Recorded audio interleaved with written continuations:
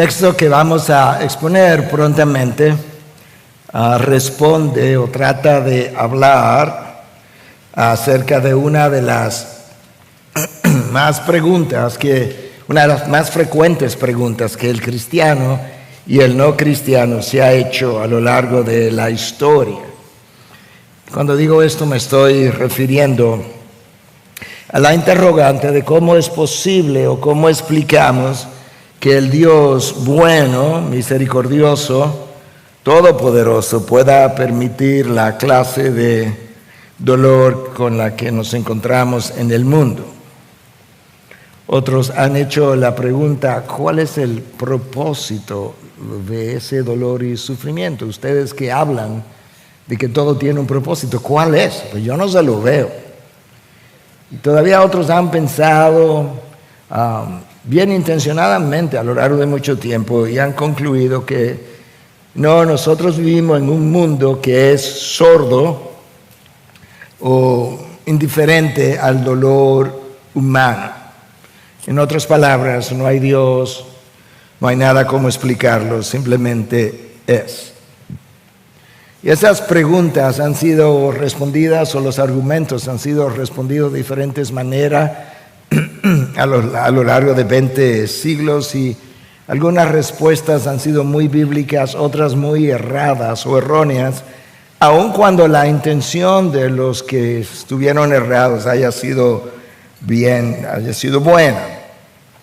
De hecho, los amigos de Job respondieron a esa pregunta, pero lo hicieron erróneamente. Ellos fueron donde Job, vieron a su amigo, durante una semana no hablaron con él, estaban como espantados del grado de sufrimiento y al mismo tiempo no sabían qué decir, y al final cuando se propusieron hablar, eso fue lo peor que pudieron hacer, porque ellos acusaron a Job de que tú tienes que haber hecho algo malo, y no solamente malo, profundamente malo, para experimentar el grado de dolor en el que te encuentras. Escucha la misma versión de esa historia en otra narración del Nuevo Testamento, Juan 9, muchos de ustedes la conocen, 1 al 3. Al pasar Jesús vio a un hombre ciego de nacimiento, y sus discípulos le preguntaron, Rabí, ¿quién pecó? ¿Este o sus padres para que naciera ciego? O sea, no hay otra explicación. O es A o es B. Jesús respondió, ni este pecó, ni sus padres, sino que está ciego para que las obras de Dios se manifiesten en él. A ese tipo de razonamiento de que si estás sufriendo, tú pecaste de alguna manera, o quizás tus padres. Yo le he compartido en otras ocasiones que cuando mi diabetes apareció a los casi 12 años de edad, esa fue la primera pregunta que surgió en la mente de mi padre. Esto tiene 2000 años con nosotros, mucho más de hecho. ¿Qué habremos hecho para que tú y yo, le dijo él a mi madre, para que a Miguel le saliera algo como esto? Y eso es lo que llamamos la teología de la retribución, que no es bíblica. De hecho, eso se parece más al hinduismo que al cristianismo, porque en el hinduismo tú naces con un karma. Y si tú sufres mucho, eso habla de que tú tienes un mal karma debido a la vida que tú llevaste anteriormente. Al reencarnar, naciste con un mal karma y ahora tu dolor, sufrimiento, dificultades van a purificar tu karma. Pero eso no sale de las páginas de la Biblia. Algunos han tratado de excusar a Dios y han concluido de la misma forma, erróneamente, que Dios no tiene nada que ver con el dolor. Que eso es Satanás, que eso es el diablo, que te tiene enfermo, que te tiene atado, que eso es un demonio de pobreza o de lo que sea. Y eso suena muy bien porque saca a Dios de la ecuación. El problema es que Dios, en múltiples pasajes de la Biblia, se responsabiliza de las dificultades, del dolor, de las calamidades en todo el planeta Tierra. Él dice, Él lo afirma categóricamente. La causa final de tu problema, de lo que estás sufriendo, la causa final, tú puedes haber pecado, pero la causa final soy yo. Amós 4:6. Si sucede una calamidad en la ciudad, ¿no la ha causado el Señor? Si sucede una pandemia del COVID-19 en el mundo, ¿no soy yo el responsable último? Eso es lo que Dios dice. Isaías 45:7. Bueno, oren que esto dure una hora para hablar, esta voz. Yo soy el que forma la luz y crea las tinieblas. El que causa bienestar y crea calamidades. Yo, el Señor, es el que hace todo esto. Es importante que yo entienda eso, porque si yo no entiendo eso, entonces yo no he conocido a Dios, porque tenemos un Dios que no está en control de lo que ocurre en su universo. Y si Él no está en control, Él no es soberano y Él no es todopoderoso. Y si Él no es soberano ni todopoderoso, Él no es Dios. Tendría que ser otra persona por encima de Él. Entonces lo que Pablo va a hacer ahora en este texto es ayudarnos no a encontrar explicaciones, sino a tener una perspectiva correcta de cómo verlo. Y con eso yo quiero invitarte a que puedas leer Romanos 8, desde el versículo 16 en adelante. Esto es la palabra de Dios. El Espíritu mismo da testimonio a nuestro espíritu de que somos hijos de Dios. Y si somos hijos, somos también herederos, herederos de Dios y coherederos con Cristo. Si en verdad padecemos con Él, a fin de que también seamos glorificados con Él. Pues considero que los sufrimientos de este mundo presente no son dignos de ser comparados con la gloria que nos ha de ser revelada. Porque el anhelo profundo de la creación es aguardar ansiosamente la revelación de los hijos de Dios. Porque la creación fue sometida a vanidad, no de su propia voluntad, sino por causa de aquel que la sometió, en la esperanza de que la creación misma será también liberada de la esclavitud, de la corrupción, a la libertad de la gloria de los hijos de Dios. Pues sabemos que la creación entera gime y sufre hasta ahora dolores de parto. Y no solo ella, sino que también nosotros mismos, que tenemos las primicias del Espíritu. Aún nosotros mismos gemimos en nuestro interior, aguardando ansiosamente la adopción como hijos, la redención de nuestros cuerpos. Porque en esperanza hemos sido salvados. Pero la esperanza que se ve no es esperanza. Pues, ¿por qué esperar lo que uno ve? Pero si esperamos lo que no vemos, con paciencia lo aguardamos. Bueno, como yo mencioné, Pablo en este texto básicamente da una respuesta parcial a la existencia del dolor y el sufrimiento. Pero antes de eso, Él quiere que entendamos los privilegiados que nosotros somos como hijos de Dios. Y eso solo, si yo no lo entiendo, nos va a llevar a conclusiones igualmente erradas. Algunos de ustedes han leído, conocen la historia de Matthew Henry, una de sus historias. Matthew Henry es el autor de ese comentario muy famoso que lleva su nombre. En una ocasión él fue asaltado. Eso es una de las dificultades de este mundo. Y él llegó a la casa, pausó y oró. Y eso fue lo que él dijo: Señor, ayúdame a estar agradecido. Primero, porque nunca antes había sido robado. Segundo, porque aunque se llevaron la cartera, no me quitaron la vida. Tercero, porque aunque se llevaron todo lo que yo tenía, no era mucho. Y cuarto, escucha, porque fui yo quien fue robado y no quien robó. Es preferible ser la persona contra quien se ha pecado que ser la persona que peca contra alguien. Vamos a decir eso otra vez. Es preferible ser la persona contra quien se ha pecado que ser la persona que peca contra alguien.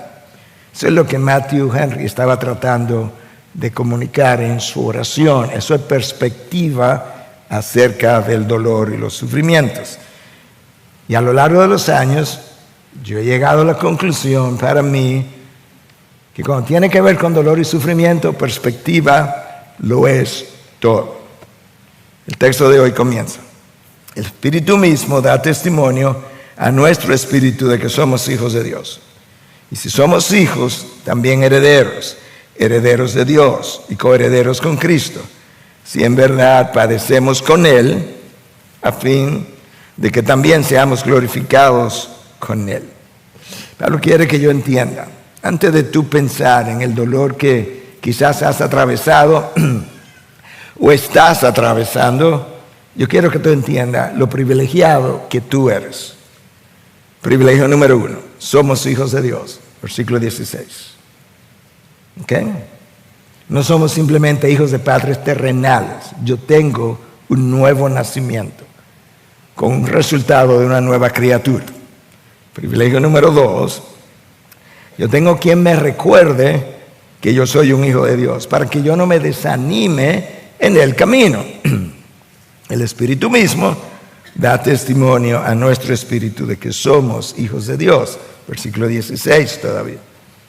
Okay, eres hijo, tienes a alguien en ti que te recuerda en todo tiempo, tú eres mi hijo, para que no lo olvides. Número 3, privilegio número 3, si somos hijos, este es extraordinario, somos también herederos, herederos de Dios y coherederos con Cristo. ¿Tú estás bien? Dios pudo haberme hecho un heredero de sus bendiciones, de sus promesas, y haber hecho a Cristo el heredero primario. Pero eso no es lo que el texto dice. El texto dice que yo soy coheredero con el unigénito. Cristo es un hijo por naturaleza, yo soy un hijo por adopción. Dios dice, yo sé, pero los dos son mis hijos ahora. Y por eso lo que uno herede, los demás heredarán. Si eso no te ayuda a pasar por esta vida, nada lo va a hacer. De Adán heredamos la condenación y la vergüenza. De Cristo heredamos la salvación y la gloria. Privilegio número 4.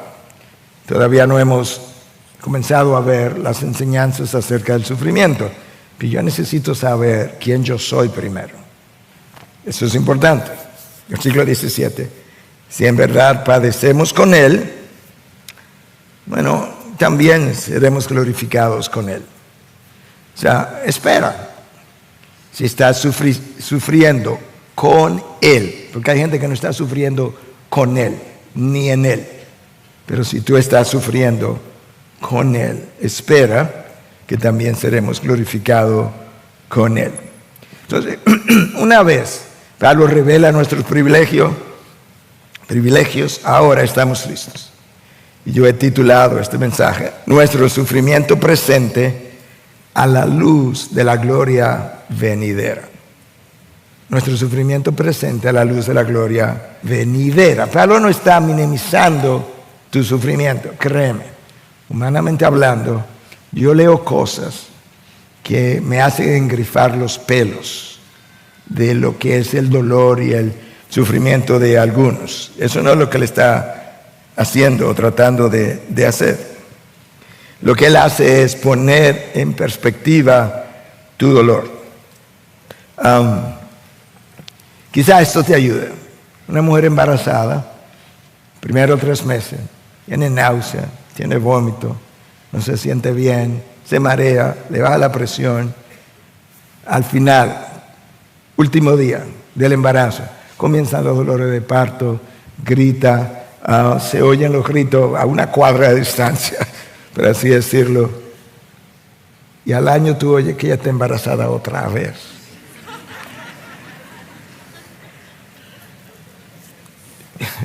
Eso como que no es lógico, ¿verdad? Para nada. El problema es, la realidad es que a la luz de vamos a llamarle gloria, gozo mejor, de lo que vendría, ella soportó el dolor. Y no solamente que lo soportó, voluntariamente se ofreció para pasar por lo mismo 2, 3, 4, 5, hasta 15 veces yo he oído de mujeres que tú dices, pero son masoquistas. No, hay un gozo puesto delante de ellas que supera el dolor. Entonces ahora lo que el apóstol Pablo está haciendo, ayudándonos a ver cómo yo atravieso por esta vida. Enseñanza número 1. Vimos los privilegios, lo dejamos atrás momentáneamente. Enseñanza número 1. La visión que tú tengas del reino venidero determina el peso que tú le atribuyes al sufrimiento en el presente.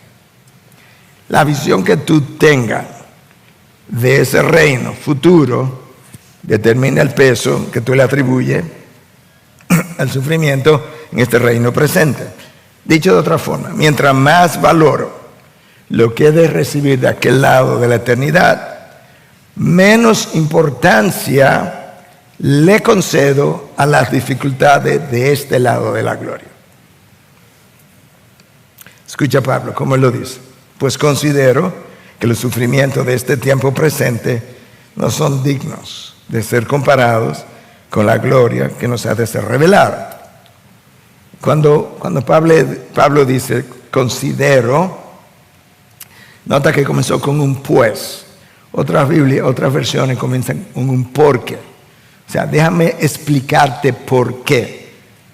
Porque yo considero, la palabra ahí en el original es logizomai, que implica meditar, pensar, considerar, como está traducido aquí, y concluir.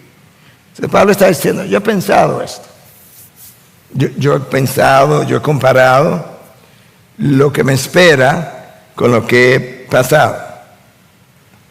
Y al final él dice, es que es indigno de nuestra parte comparar esas dos cosas. Porque en primer lugar, las bendiciones del nuevo reino son de magnitud mayor que cualquier dolor que tú atravieses ahora. En segundo lugar, la duración de la gloria que ha de venir es mucho más, es eterna. Por consiguiente, tu sufrimiento aquí luce como leve y pasajero.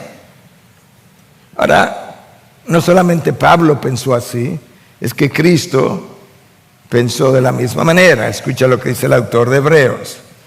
Dame un segundo, que esto se pasa solo. Como que el reino de las tinieblas está contra la predicación de su palabra, lo cual no sería nada nuevo. Pero escucha a Jesús.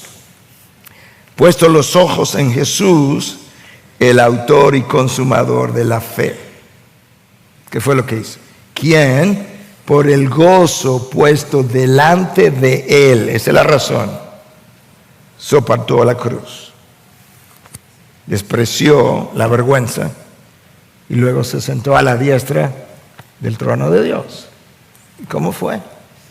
Que cuando Cristo fue a la cruz, él no solamente vio la cruz que tenía delante, él vio detrás de la cruz y vio el gozo que estaba delante, y él dijo, yo puedo pasar por la cruz, yo puedo soportar la vergüenza. Esto es lo que Pablo hace. Aquellos de ustedes que siguieron la transmisión por su causa, en el día 1, la primera sesión, yo hablé de lo que implica la palabra digno, que tenía que ver con, en el lenguaje, en el griego clásico, con equilibrar una balanza perfectamente. Entonces Pablo pone de un lado de la balanza enfermedades, pérdidas de seres queridos, pérdida de trabajo, el dolor de padres que tienen hijos rebeldes, que lo ven sufriendo las consecuencias de su pecado, el dolor de padres que quieren tener hijos y no han podido, las hambrunas, los desastres naturales y todo lo demás. A eso Pablo le llama los sufrimientos de este tiempo presente. Están aquí. Del otro lado de la balanza, entonces Pablo puso cosas que ojo humano no vio, ni oído oyó, ni han entrado al corazón del hombre, las cosas que Dios ha preparado para los que Él ama. Entonces aquí está el mundo, sus vicisitudes, aquí está lo prometido por Dios. Cuando Pablo colocó eso de este lado, la balanza hizo esto. Y Pablo dijo, es que eso es indigno. Es indigno que tú me compares esto con esto. Esto pesa, esto no. Pero esa perspectiva no me está dando todavía una explicación de por qué yo estoy en la dificultad en que yo estoy. Entonces, él concluyó, no hay comparación, ni siquiera cerca entre mi dolor aquí y mi gloria allá. No hay comparación. Es indigno, como ya mencioné. No olvides que Pablo estuvo en el tercer cielo, de manera que él estaba hablando o escribiendo con más conocimiento de causa que tú y que yo. Él sabe lo que está diciendo. Esa es la razón por la que él escribe a los Corintios en su primera carta, y en 4:17 dice, pues esta aflicción leve y pasajera, ¿cuál, Pablo? La que tú estás atravesando, nos produce un eterno peso de gloria que sobrepasa toda comparación. Ahí está. Ya lo dice, es que no importa cómo tú lo quieras comparar. Esta aflicción, recuerda el currículum de Pablo en cuanto a los dolores, sufrimientos, persecuciones, cárceles y demás, naufragios, hambrunas. Pablo dice, eso es leve y pasajero. Lo que a nosotros nos parece extremadamente pesado y sin fin, Pablo dice, no, eso es leve y pasajero. De manera, hermanos, que tú y yo necesitamos cambiar la perspectiva que tenemos con relación al dolor. Y más que entender la causa del dolor, que confíes en el Dios que controla el dolor, el sufrimiento, las dificultades, las llamas, las tormentas emocionales, espirituales y las físicas. Ciertamente, cuando Dios maldijo el planeta, literalmente él dijo, maldita será la tierra por tu causa, le dijo a Adán y a Eva. Y aquí padecemos esa maldición, pero Dios usa esa maldición para bendición. Tú me vas a decir, no entiendo. Mira la cruz. Maldito es todo el que muere en un madero. Esa maldición fue usada para bendición.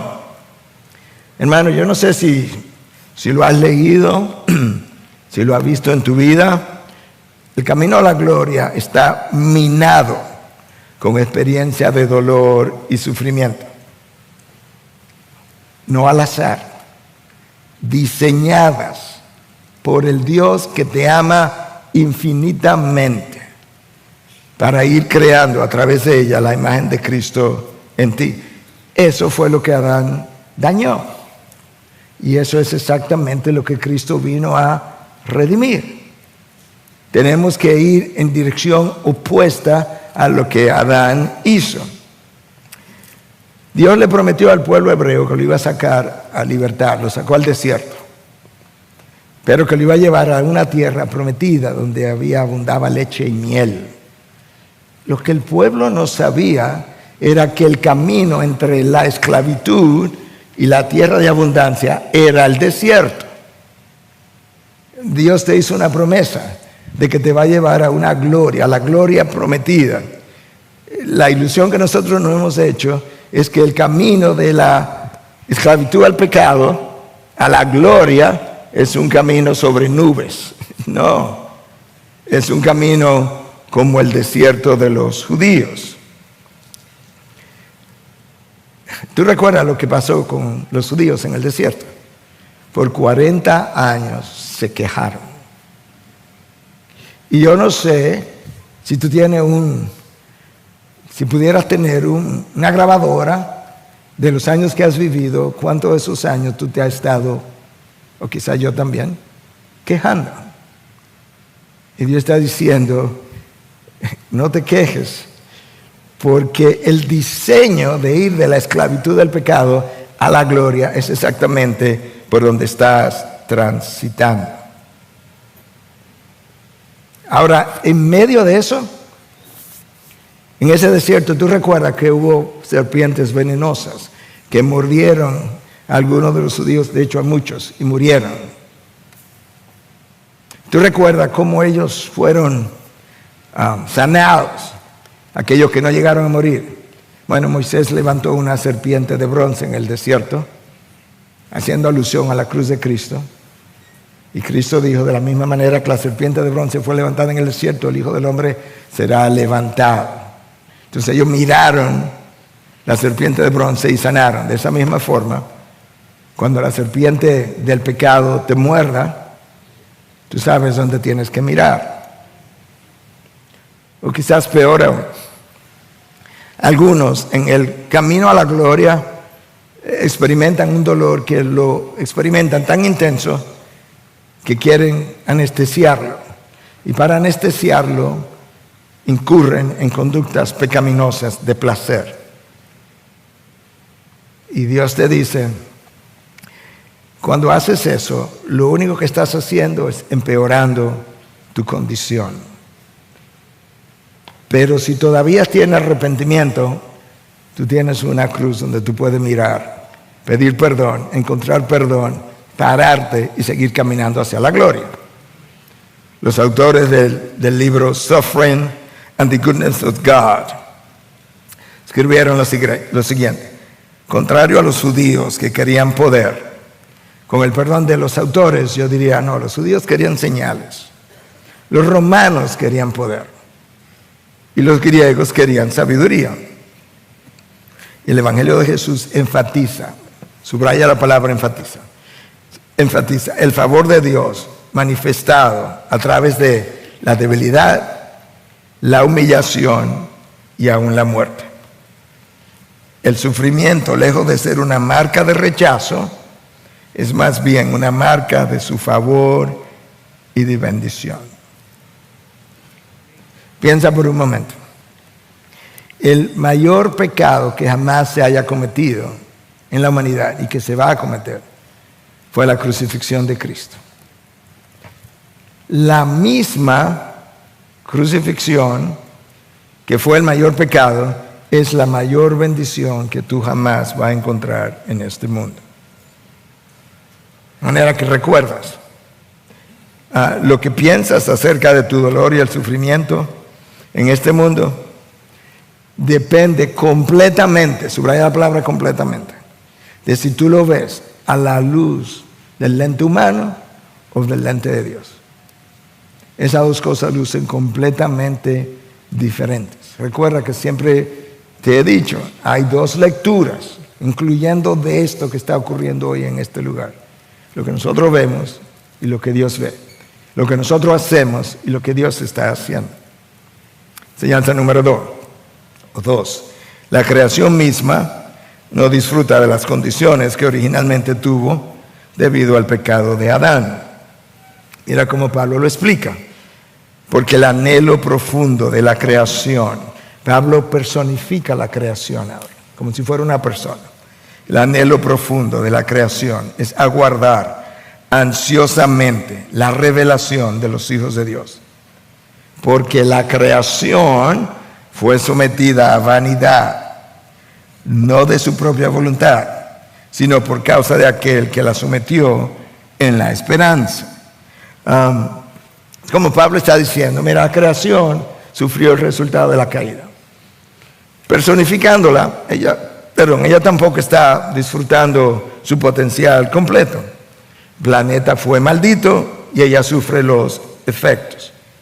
Entonces ahora la creación anhela su liberación final, incluyendo la liberación de los hijos de Dios. Pero yo creo, piensa por un momento, que cuando Satanás vea de dónde él cayó y vea de dónde él nos levantó y hasta dónde nos llevó, yo creo que él va a quedar atónito. Nosotros estamos destituidos de la gloria de Dios, o fuimos destituidos, llegaremos a ser investidos con la misma gloria. Por otro lado, Pablo dice que la creación fue sometida a vanidad. La palabra vanidad es vacía, sin propósito, sin sentido. Eso es como le luce a los ateos. Este mundo, la gente sufre, la gente nace, crece, se reproduce, muere, sufre y luego muere. No tiene sentido. Pablo dice, así, vista así, la creación perdió su propósito, perdió su bonanza absoluta, perdió las condiciones ideales. Bueno, la palabra traducida ahí como vanidad en el original, en el griego, es matoites. Y esa palabra es usada en el Nuevo Testamento varias veces. Describe algo, escucha, que no tiene ni el estándar, ni la calidad, ni el propósito para la cual fue creada. Esta creación, como tú la ves, no tiene el estándar, no tiene la calidad, tampoco tiene el propósito para la cual fue creada. Génesis 3 hizo la diferencia. Ahora Pablo nos deja claro que eso no se debe a una imperfección de la creación, sino que aquel, con A mayúscula, Dios, Él la sometió a vanidad, a esas condiciones de deterioro, como tú y yo la estamos viviendo. Porque cuando Él maldijo a la serpiente y juzgó a Adán y Eva, al mismo tiempo, Él maldijo la tierra. De manera que este planeta permanece hasta el día de hoy en las condiciones caídas y de dolor y sufrimiento, porque el autor de la creación lo hizo. Perdió el propósito, perdió el sentido original para el cual Dios la trajo a existencia. Imagínatelo de esta manera. Adán, su pecado, afectó toda la creación, y que Dios le haya dicho, mira Adán, tu pecado merece que yo maldiga el lugar de tu habitación, que yo maldiga el lugar de tu morada y las condiciones de tu trabajo, junto con tu descendencia. Nosotros no tenemos idea de lo que Adán hizo. Nosotros no tenemos idea de la severidad de lo que es el pecado. Nosotros no tenemos idea de lo que una mordida de una fruta significó para el resto de la creación. Ahora en el versículo 20, que ya lo leí, al final, Pablo con una palabra nos deja ver que el que la sometió a vanidad no pensaba dejarla así, porque dice que él la sometió a vanidad en esperanza. ¡Wow! ¿Qué usted quiere decir, pastor? Bueno, enseñanza número 3 entonces. Si la caída de Adán tuvo un efecto sobre toda la creación, la obra de Cristo tendrá igualmente un efecto redentor en todo el cosmos. Literalmente hablando, versículos 21 y 22. La creación misma será también liberada de la esclavitud de la corrupción a la libertad de la gloria de los hijos de Dios. Pues sabemos que la creación entera gime y sufre hasta ahora dolores de parto. Entonces ahora, ¿cómo es que está? Bajo esclavitud.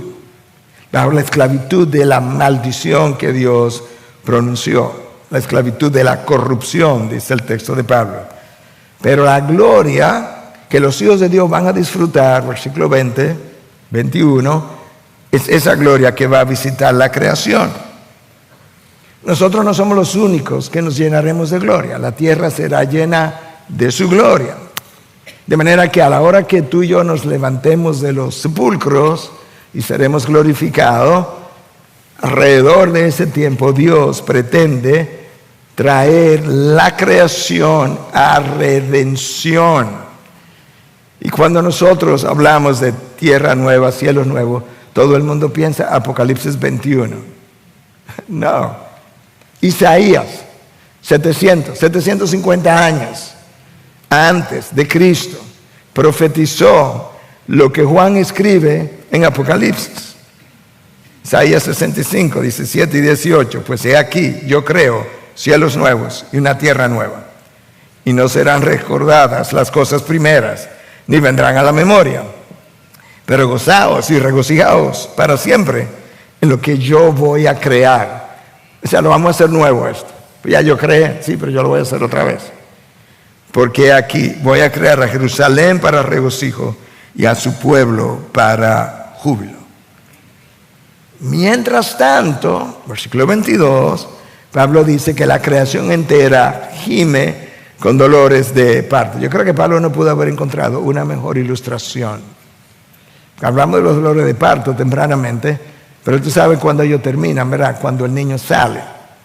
Bueno, cuando el niño que ya no es niño, el que una vez fue niño, que estuvo en un pesebre, en Belén, cuando él salga a la luz y todo ojo le vea, en ese momento vendrán cielos nuevos y tierra nueva.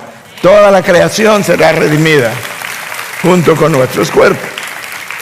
Ten por seguro que Cristo regresará y que ya no habrá maldad. Ten por seguro eso. El cielo y la tierra pasarán antes que sus palabras puedan pasar. Enseñanza número 4. Si gime la creación no humana, con más razón gemimos nosotros. Pero gemimos con esperanza. Escucha, versículo 23.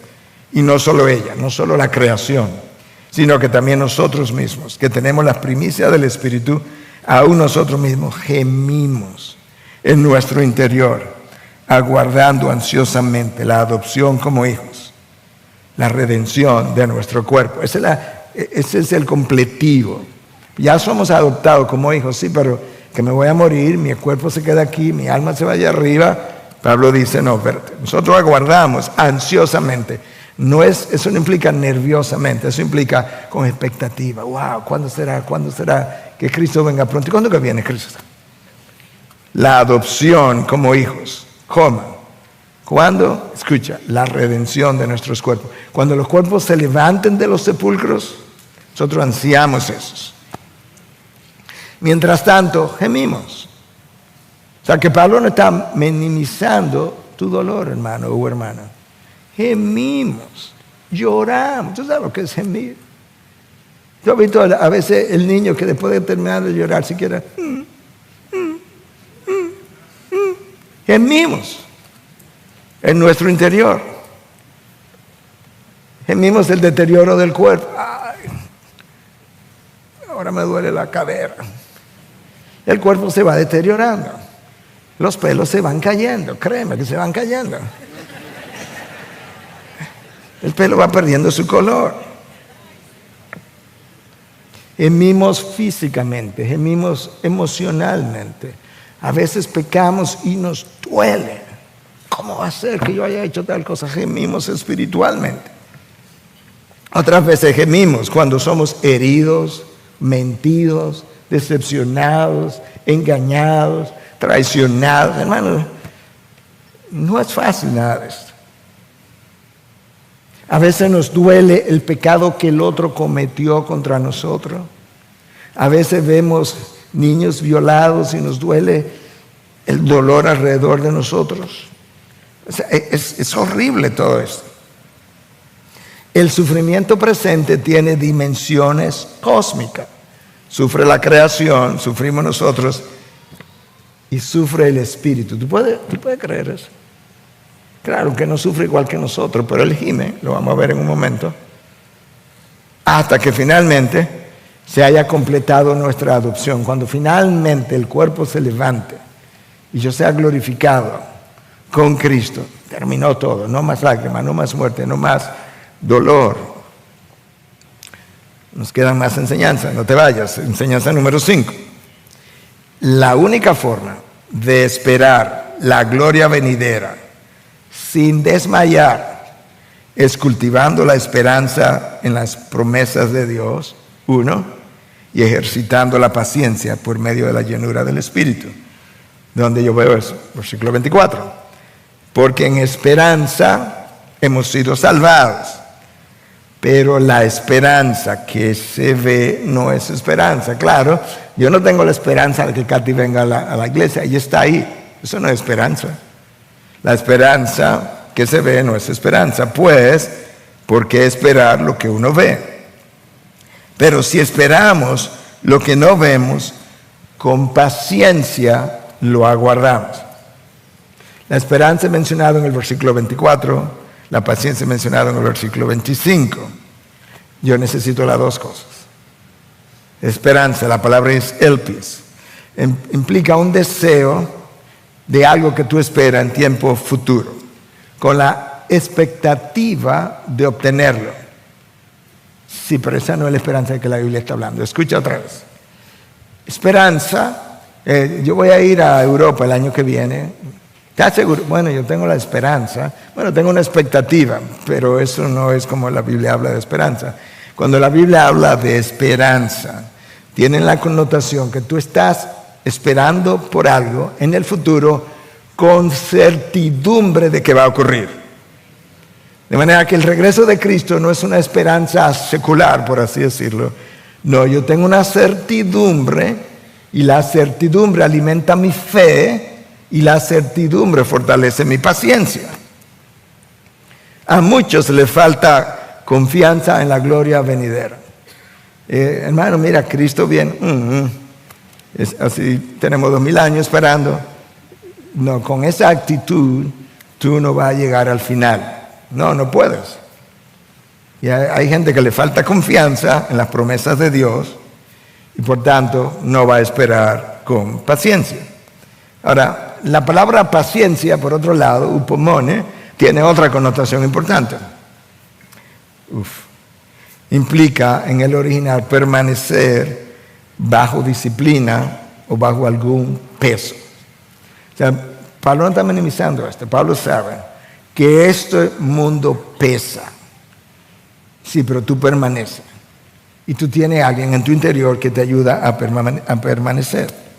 Entonces la paciencia de que la Biblia habla es más la habilidad de perseverar cuando las circunstancias son difíciles. Y de enfrentarlas con convicciones de que Dios es el autor de la condición en medio de la cual tú te encuentras. Déjame decir eso otra vez. La paciencia de que habla la Biblia implica una habilidad de esperar bajo situaciones de peso, difíciles. Y la habilidad de confrontar eso. Porque tienes una convicción de que Dios es el autor de la circunstancia en medio de la cual yo me encuentro. Hermanos, yo puedo aceptar eso y vivir como Pablo con gozo en medio de las peores circunstancias, o yo puedo rechazar eso, rebelarme contra eso, resentirme contra Dios y hacer mi situación peor. De manera que tú y yo necesitamos esperanza y paciencia. Es interesante que esas dos palabras en un número de pasajes en la Biblia aparecen juntas. No tengo el tiempo para recorrer todos esos pasajes, pero te doy uno. Romanos 5, 3 al 5. La paciencia produce carácter y el carácter produce esperanza. Ahí está. Las dos palabras juntas. La paciencia esperando a cultivar un carácter piadoso. Y el hombre y la mujer piadoso, son hombres y mujeres de esperanza. En otras palabras, la esperanza sin paciencia no funciona y la paciencia sin esperanza. No voy a ser paciente si no tengo esperanza. Tampoco. Yo necesito ambas cosas. Ahora, para yo tener esperanza, convicción de esperanza, yo necesito conocer a Dios íntimamente. Y ahí es el meollo del asunto. Hermanos, el meollo de todos nuestros problemas que no entendemos, que no me adapto, que no acepto, es uno. es mi conocimiento de Dios. Es conocimiento íntimo de ese Dios. Los hombres y mujeres de fe del Antiguo Testamento, narrados, sus historias narradas en Hebreos 11. ¿Qué leemos? Que ellos vieron las promesas, que ninguna de sus promesas le fueron cumplidas. Una no recibieron, una. No se desanimaron. ¿Qué hicieron? La saludaron de lejos, como si la hubieran recibido. Eso es esperanza. No recibieron una, pero la saludamos, le dimos la bienvenida como si ya la recibimos. Cuando tú vives así, tu vida es otra, tu gozo es otro, porque tu perspectiva es otra. Número 6, no estamos solos, ni tampoco estamos sin ayuda en nuestra aflicción, porque Dios ha hecho morar su Espíritu en nosotros. ¿Tú entendiste? Es una parte importante, que en nuestra aflicción nosotros no estamos solos, no estamos sin ayuda, porque Dios ha hecho morar su Espíritu en nosotros. Escucha como Pablo lo dice, versículo 26. De la misma manera también el Espíritu nos ayuda en nuestra debilidad. No sabemos orar como debiéramos. 2000 años atrás los discípulos dijeron al Señor: Señor, enséñanos a orar. Y ellos admitieron que no sabían. Pablo viene y dice: no, es que no sabemos cómo orar. Y 2000 años después tenemos que decir lo mismo. Pero Dios lo sabe. Él fue quien me lo dijo. No sabemos orar como debiéramos, pero el Espíritu mismo intercede por nosotros con gemidos indecibles. Tú sabes que de hace años estoy leyendo la palabra con esmero, cuidado, prestando la atención palabra por palabras. El texto pudo haber dicho: el Espíritu intercede por nosotros, y hubiese sido una gran bendición, pero eso no es lo que dice. Dice que intercede con gemidos indecibles. Yo no sé cómo el Espíritu gime, yo lo que sé es que lo hace. ¿Y cómo yo sé que lo hace? Porque Dios lo dijo. Es impresionante que la caída de Adán afectó a todo el mundo. Versículo 22, la creación gime. Versículo 23, nosotros gemimos. Versículo 26, el Espíritu Santo gime en oración. La creación fue afectada. La humanidad entera sufre. Cristo, por el pecado de Adán, vino y se humilló y sufrió. Y el Espíritu, por el pecado de Adán, los descendientes de Adán no van a llegar. Nosotros lo sabemos, la Trinidad lo sabe. Yo voy a tener que ir y morar en ellos para ayudarlos. De manera, hermanos, que el Espíritu no solamente vino a transformarnos, sino también a ayudarnos mientras somos transformados. ¿Tú sabes la bendición que es esa? Que Dios dice: mira, mi Espíritu va a ir a transformarlo, pero ustedes tienen que fajarse a transformarse.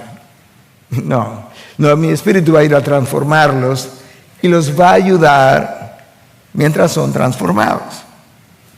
Por eso yo te dije que la paciencia y la esperanza son necesarios para esperar. Pero tú recuerdas lo que Pablo dice en Gálatas 5, 22, 23, que la paciencia es una virtud del fruto del Espíritu. De manera que lo que yo necesito, paciencia, para esperar por las promesas de Dios, cumplimiento de las promesas de Dios, el Espíritu viene a producirlo en mí.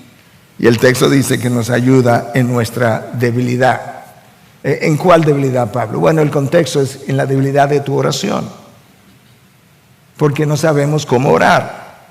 Somos débiles en la oración porque no oramos lo suficiente, porque no tenemos la fe suficiente, porque no conocemos a Dios como el suficiente, ni lo conocemos a Él lo suficiente. Son dos cosas: ni conozco a Dios como el suficiente, pero tampoco lo conozco todo lo suficiente. Tampoco conocemos los propósitos de Dios, ni entendemos su voluntad. Y una y otra vez, si hay algo que yo he visto en hijos de Dios, es frustrados con no conocer la voluntad de Dios. Es que es imposible. Es que tú conoces lo que dice la palabra, lo profundo de la voluntad de Dios. Alguien decía, la madre de alguien que se fue es una historia de 1947. Este joven misionero se iba a ir al campo de misión y le escribió a su madre. Volaba ese día en los aviones que tenían. Le escribió una carta a su madre, encontró una revista en el aeropuerto, arrancó la página y esa revista tenía una página casi en blanco que en el medio decía why, ¿por qué? Y en esa página él le escribió una carta de despedida y la envió desde el aeropuerto. Había un buzón, compró en un lugar ahí estampillas de correo, sellos de correo, le envió. Y él salió, despegó el avión y se estrelló en Colombia, creo. Y la mamá, 2 días después de su muerte, ya tenía la noticia, recibe la carta. Cuando abre la página, lo primero que le aparece, why, ¿por qué? Pero ella dice que ella encontró tranquilidad al pensar que la sabiduría de Dios es lo suficientemente profunda para que un elefante nade en ella. Pero es lo suficientemente amplia para que todos sus hijos puedan nadar y confiar en ella.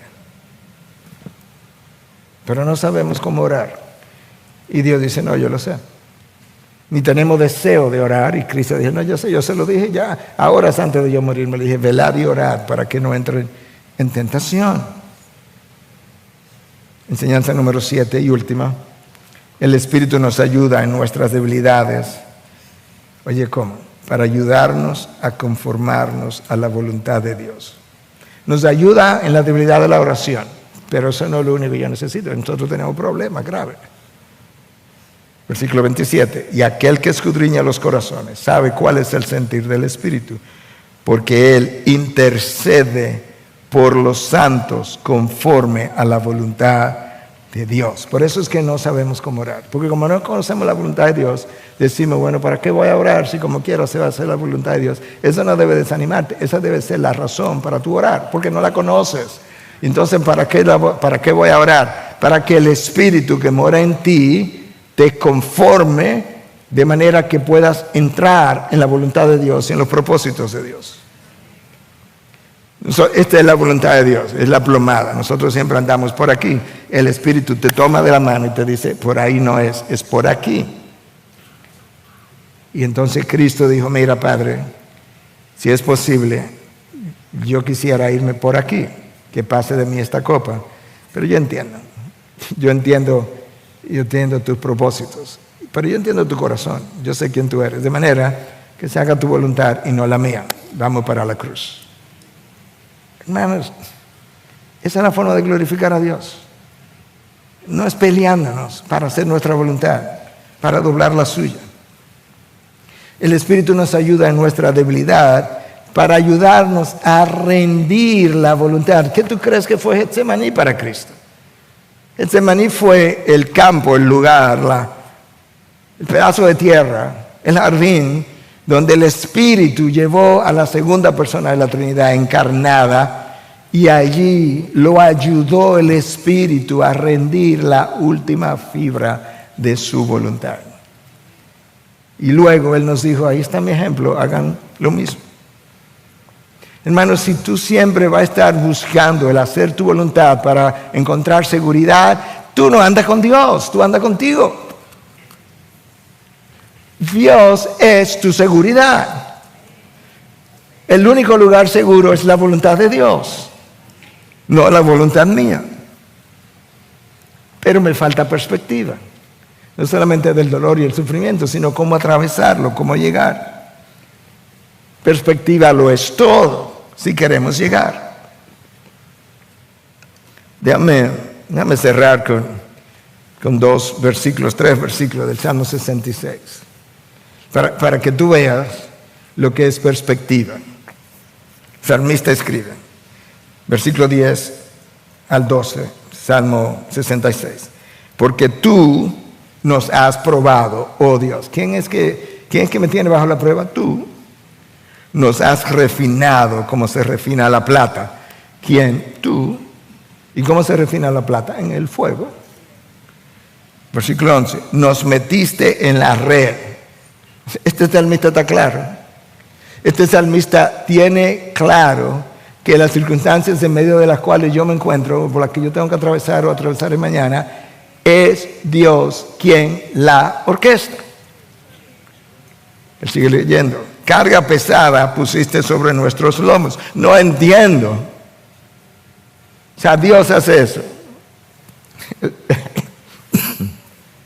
El salmista lo tiene claro. Versículo 12. Hiciste cabalgar hombres sobre nuestras cabezas. Pasamos por el fuego y por el agua. Pero tú nos sacaste a un lugar de abundancia. Tú presta atención, el orden de las palabras, la palabra inspirada es importante. Escucha, número 1, nos has probado. Okay. En la prueba salen a relucir nuestros pecados. ¿Tú sabes qué pasa en la prueba? Es como en las carreras para llegar a las finales. En las carreras nosotros somos descalificados o clasificamos para las finales, para ir a las Olimpiadas. Entonces, en el desierto se quedaron miles de personas que no llegaron a la tierra prometida. De más de 20 años de edad, 2. Wow. Ok, nos probaste. Número 2, nos has refinado. O sea, en aquellos que continúan, continúa el proceso de refinamiento. Dios empezó la santificación, pero todavía me queda la glorificación cuando yo seré como Cristo es. Finalmente, nos sacaste a un lugar de abundancia. Para nosotros, para ellos era la tierra prometida. Para nosotros es la gloria venidera. Pasamos, nos probaste, nos refinaste, ahora para la gloria venidera. ¿Tú sabes por qué yo tengo que ser probado, refinado para llegar a la abundancia? Porque nadie, con mayúscula, la palabra entera, nadie tiene la capacidad de manejar la abundancia sin que Dios refine la imagen de Cristo en él. La abundancia corrompe. Mira el estado de la iglesia en Occidente. Los tiempos fáciles corrompen. Tiene que ser probado, tiene que ser refinado. El salmista tenía la perspectiva correcta. Tú sabes lo correcto que estaba el salmista. No solamente que él dijo, tú hiciste, tú nos sacaste en lugar de bendición. Escucha cómo él cierra. Eso es lo que me encanta de los salmos. Que ellos se pueden quejar todo lo que quieran de Dios, pero ellos saben dónde aterrizar. Versículo 20. O sea, es la turbulencia. Pero ellos aterrizan en lugar seguro. Escucha el versículo 20, el cierre. Bendito sea Dios, que no ha desechado mi oración, ni apartado de mí su misericordia. Con todas esas dificultades por las que pasaste, tú me estás hablando que Dios no apartó su misericordia. No, esa fue la misericordia de Dios la que te pasó por ahí para que llegara a ser refinado, porque de lo contrario, si te aplica la justicia, te hubiese descalificado hace tiempo, estuviera quemándote en el infierno. El salmista sabe. ¿Qué es lo que sabe? Él conoce a Dios, él conoce su carácter. Bendito sea Dios, que no ha desechado mi oración, ni apartado de mí su misericordia. Padre, gracias porque ciertamente nosotros vivimos en un planeta caído, con condiciones caídas, con personas caídas, todos nosotros. Pero en tu misericordia no solamente enviaste a tu Hijo a la cruz, enviaste al Espíritu a nosotros. Y Él nos ayuda en nuestra debilidad. Y Él no solamente nos transforma, Él nos ayuda en el proceso de transformación. Él ora cuando yo no sé orar. Él ora cuando yo no estoy orando. Él ora cuando yo ni siquiera quiero orar. Gracias, Señor, porque tus pruebas tienen la finalidad de refinarme. Y gracias porque antes de entregarme abundancia, como se la diste a Salomón y se perdió en el camino, tú ahora me estás refinando antes de poner abundancia en mis manos. No sea que yo corra la misma suerte de Salomón. Gracias por tu gran misericordia. Gracias por tu Espíritu que tú nos has dado, que nos guía, que está ahí, que no habla desde afuera, habla desde adentro. Que no es un entrenador que me dice, haz esto y haz aquello. No, que desde adentro pone en mí el deseo y las formas de transformación. Gracias. En Cristo Jesús. Su pueblo dice, amén, amén.